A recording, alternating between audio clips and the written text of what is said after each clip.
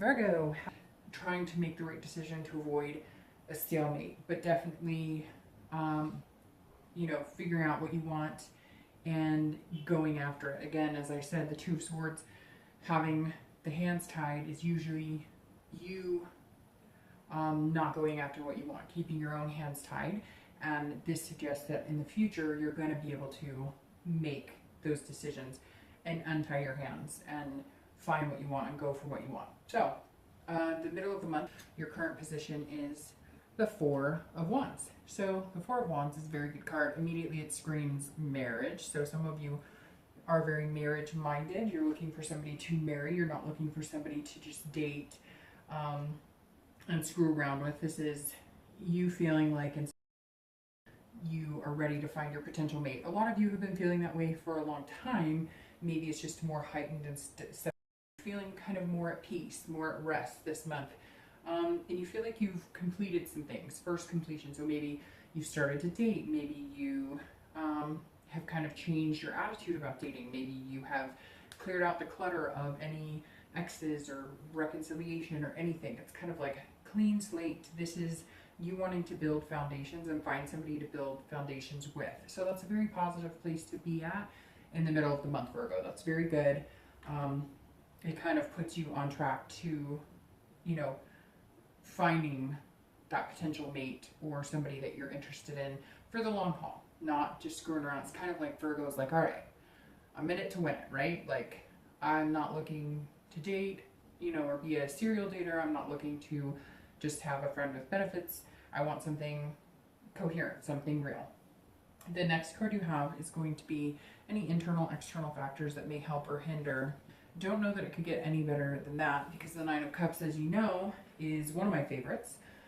This is about fulfillment, pleasure. This is about making choices. And it really is just about feeling blissful. So some of you are feeling very at ease. Again, I just feel this sense of comfort, kind of like you know exactly what you want. You're going to keep going until you find it, even if it means you have to date, 20 people. It's like a numbers game, and you know what's out there, and you know what you want, and you want somebody that you feel fulfilled with, and that you make them feel fulfilled as well, if that makes sense.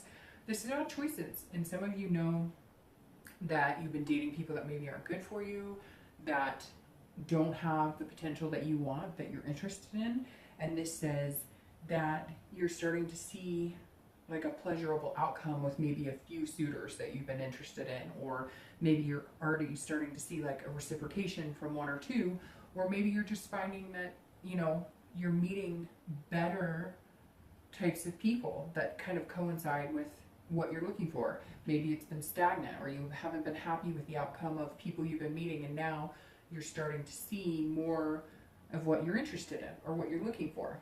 The next card you have is your outcome. See how it coincides with the Fool that you got in the first reading.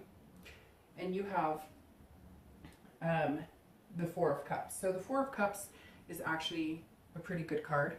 The Four of Cups is about paying attention to what you have. It's about seeing the potential, and that is what the Fool is all about as well. So you have, the ability to see what's right in front of you, and you're kind of like, okay, I don't want to waste that extra cup, if that makes sense. I don't want to take for granted anything, and that's something that you're going to start realizing at the end of. You don't want to just throw away any possibility or any potential.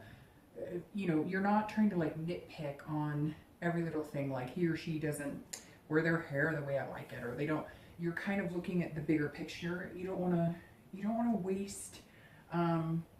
But you're also not wanting to waste your time on somebody who's not going to fit with you. And not waste in like a conceited way, like, oh, I'm better than anybody. But like, we're all adults, right? So we know what's going to fit in our lives and what's not going to fit in our lives. And it's not that you're being self-absorbed, but you're looking at, you have to. If you have,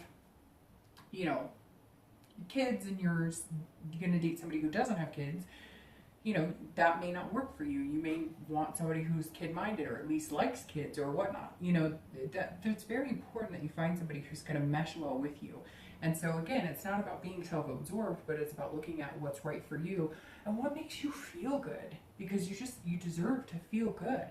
And there's nothing wrong with saying goodbye to somebody if they don't make you feel good, if you don't make them feel good, if you can see that it's not going to end up the way that you want a relationship to work out, then why are you going to, spend time putting a lot of energy into something that you know is not going to work? So I think you're just being very picky about making sure that you genuinely find somebody who fits well with you. And that's your outcome. And the Fool goes right along with that, because the Fool says, look, there's potential, and you've got to be fearless. You've got to go get what you want. And so those go really well together. You're still on track for that. The last card you have is your distant future, so through the end of the year. And you have the Fool, which you are the second sign out of all the readings. Sorry, these are slippery. They're a little newer. This is my new Deviant Moon. I'll be doing mid-month reads with these cards. I love these cards. But it's very funny because only 2 signs have gotten a card that matches from their beginning reading. You're one of those signs. And Cancer, I believe, was the other one, which could potentially mean that you're going to meet a Cancer, ironically, or a water sign, because you have cups going on here. And that means water, which is Cancer, Pisces, Scorpio. So big potential, Virgo, here for meeting a water sign, which is so ironic in my life, and kind of just gave me chills. Very interesting. And I know a Virgo who is watching the Cowboys game right now, and I find that interesting as well, because I think he's wasting his time. No, I'm just kidding. But hopefully that doesn't offend any Cowboys fans. I'm a Cowboys fan. Anyways, just thought I'd bring that up. But the Fool is awesome. So you're on track with the potential. You're on track with the new beginnings. You're going to make a choice. I don't think it's going to turn into a stalemate at all. These are both big decision-making cards.